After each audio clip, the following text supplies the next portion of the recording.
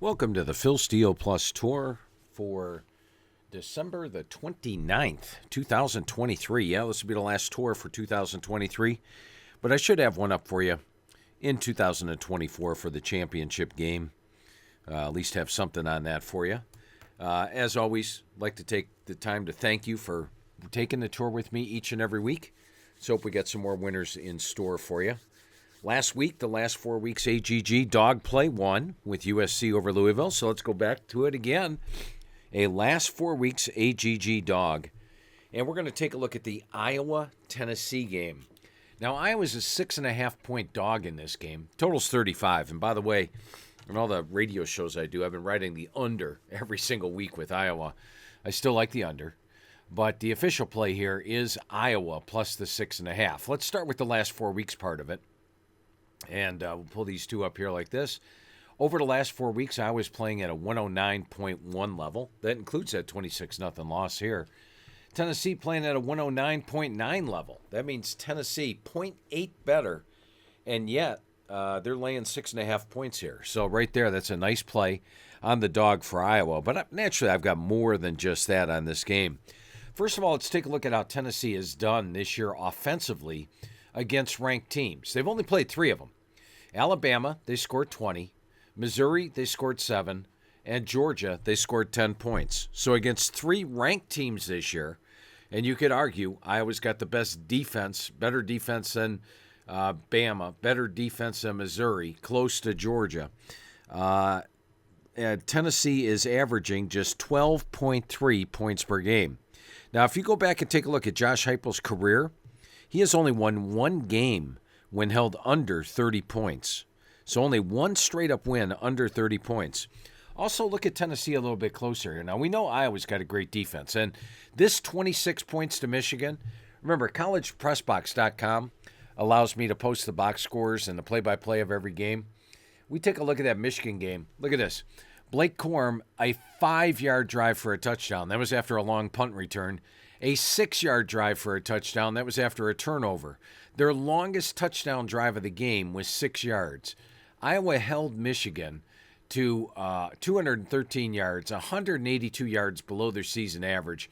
Look at all these number ones out here. These are all season lows. That's what this number out here means. And this is the amount of yards they held teams below a season average. On the season, they've held foes to 87 yards below their season average. Number 12 in the country, a dominating run defense. Now, I mentioned that dominating run defense because if you take a look at Tennessee this year, when held under 150 yards rushing, and I don't think they're going to get 150 here. Not sure what my computer has, but I believe it's under 100 yards. Under 100 yards rushing against, under 150 yards rushing against Florida, loss. Under 133 yards rushing against Alabama, loss. Under 83 yards rushing against Missouri, which is under 150, loss. And under 150 against Georgia with 130, loss. All the other games, they topped 150 yards rushing. They won. So for Tennessee, your key there is if they get over 150 yards rushing, they generally win. Under 150, they lose. And I'm saying they get under 150 here. Final thing I want to point out, and I love these. We put this up this year during the season, as you know. Right here, the last 10 years straight up in ATS records. Now, you guys know in the magazine, these top 2 boxes, we've got spread records for that for every team. You could just flip to your magazine and look there. But look at this. Favorite dog, conference favorite, conference dog, ranked teams versus top 10 teams. And what I want to point out here is Iowa as a single-digit dog. They are 1-0, 4-1, 7-1 the previous 3 years. So that's nice. Whenever they are a single-digit dog, they're a 6.5-point dog, 7-1. But there's more. Let's take a look here. As you know, we have the logs up on philsteele.com, Phil Steele Plus. Just come down here, take a look at the logs, college ATS logs, college ATS there, go to Iowa. How have they done this year? Well, Iowa has been a single-digit dog twice. They were +9 against Wisconsin. They covered. They were +2.5 against Nebraska. They covered. That's 9-1 as a single-digit dog. So Tennessee, poor rushing the ball. Iowa, great as a single-digit dog. Last 4 weeks, AGG. Tennessee, 12.3 points per game versus ranked foes. I like Iowa to pull the upset here. Take Iowa plus the points, plus the 6.5 over Tennessee. All right, we do have 3 quick hitters for you today, and they will be fairly quick hitters. Won't take up too much of your time today. I know you got a lot of stuff going on with the new year approaching. So let's take a look here. And I do want to remind you, once again, that the Super VIP special actually gets you Phil Steele Plus through next year's Super Bowl. Not this year's, next year's. That's a $99 value. Phil Steele Plus through this year's Super Bowl is a $49 value. First 4 issues of Press Box, $80 value. 2 magazines delivered, shipped out first before anybody. Did access to the digital magazine 2 days after we upload it to the printer, and you have exclusive access to the digital magazine for 3 full weeks. We don't open it up until much later. All this over a $300 value, just $69.95. If you go to philsteele.com, go to the homepage right here. You just click on the store right there. And when you click on the store, it's right here, $69.95. You can order that right now. All right, but let's get to your 3 quick hitters for today. The first one we're going to take a look at is Wyoming, and they are taking on Toledo. Craig Bohl is a really good coach, and he's one that I think the players that stick around and play for Craig Bohl, he's had a lot of transfer portal guys 2 years ago, but a lot of players stuck around. They love this guy. He's a great coach. He's just he's what you want in a head coach as far as tells you exactly like it is. He announced his retirement right here after the UNLV loss, and they beat beat Hawaii 42-9 and beat Nevada 42-6. So they've been on a roll since then. This is his final game. He has announced his retirement. They're going to be sending him out. Now, Wyoming played in this bowl game right here last year against Ohio. They lost the game, but they did play well in it, but they just came up short on the scoreboard. But this is his final game. I want to take you back here. I'm going to flip on Alabama. I remember one way, way back, Bear Bryant. And the thing I want to point out here is we have got right here, you could go back to 1976 on any team, get any spread, any score, any bowl, anything. Well, I remember 1982 was a cold, dreary Memphis Liberty Bowl, and Bear Bryant was on his way out. He won the game 21-15, didn't cover, they were -7, but they did indeed send him out a winner. Wyoming's only laying 3.5 here, and the other thing I want to point out is for Toledo, they do have a really, really good quarterback, or I should say had a really, really good quarterback, and DeQuan Finn.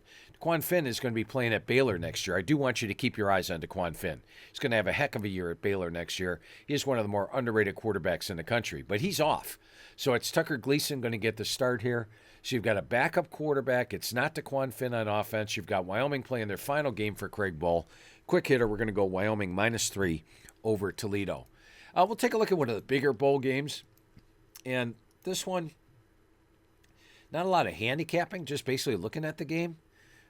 You've got Georgia against Florida State. Now, I know the number's 20. That's ridiculous. An undefeated Florida State getting 20 points. But let's face it, they're without Jordan Travis. They're without Tate Rodemaker. They're without Trey Benson. They're without Keon Coleman. They're without Johnny Wilson. They're without Jaheim Bell. They're without Jared Verse on defense. They probably lead college football in opt-outs. Now, I wouldn't overreact generally to opt-outs because, we've seen in the bowls, some teams that have a lot of opt-outs have won. But look at the offense they've had the 2 games without Jordan Travis. 224 yards against Florida. Florida did not even make a bowl game this year.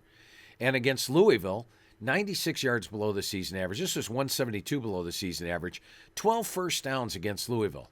You've got a Georgia team that's got practically everybody back for this one. So they're almost fully loaded. And I want you to look at the red for Georgia over the last 3 years. They're off a loss to Alabama, so they're angry. They didn't lose last year.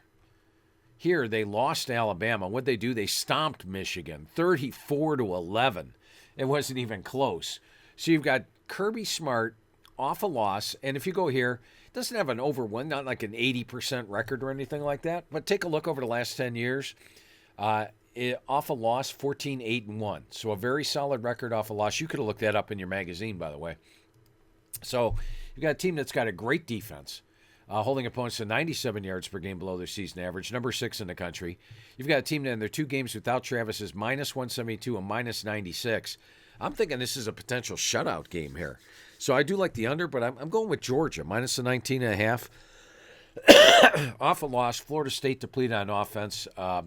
They have they've got the chance to have an impressive victory here.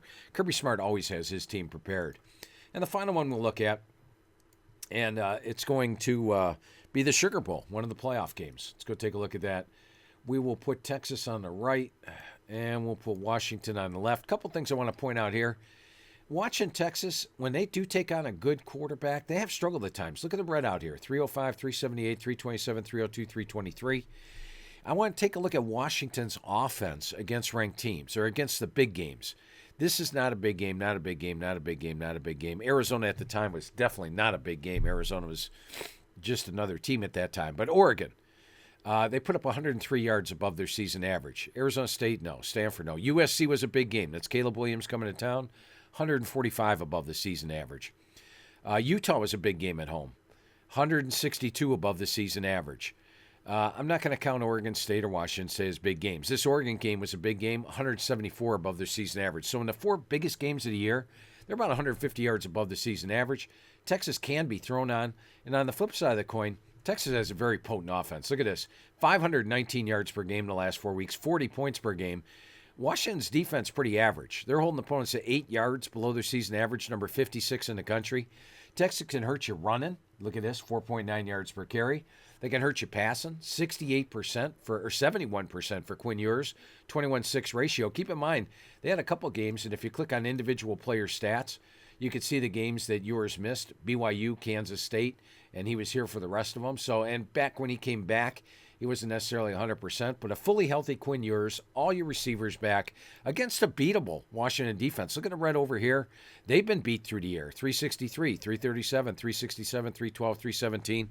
I'm going to go with the over. Let's go with over. Let's see what the total is, 63.5. So we're going to go with over 63.5 in the Sugar Bowl. Do want to remind you the schedule is updated.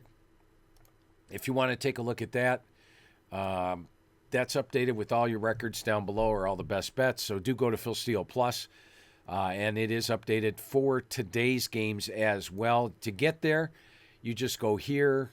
We'll click back one. On the Phil Steele Plus menu, click on Schedule with Power Ratings Forecast, then click on Download the Lines, and there you go. There you get all your best bets. Best bets are in green. I'd like to take this time to wish you and yours a very happy and safe New Year. And I'll be back with you again early next year with one more Phil Steele Plus for the 2024 college show. Maybe I'll have some NFL ones. We're doing well in the NFL plays. The Browns picked up a win yesterday here on the Phil Steele Plus tour over the Jets for yet another NFL winner. And I'll have some NFL ones up for you as well. So thanks for taking the Phil Steele Plus tour. And once again, have a happy and safe New Year.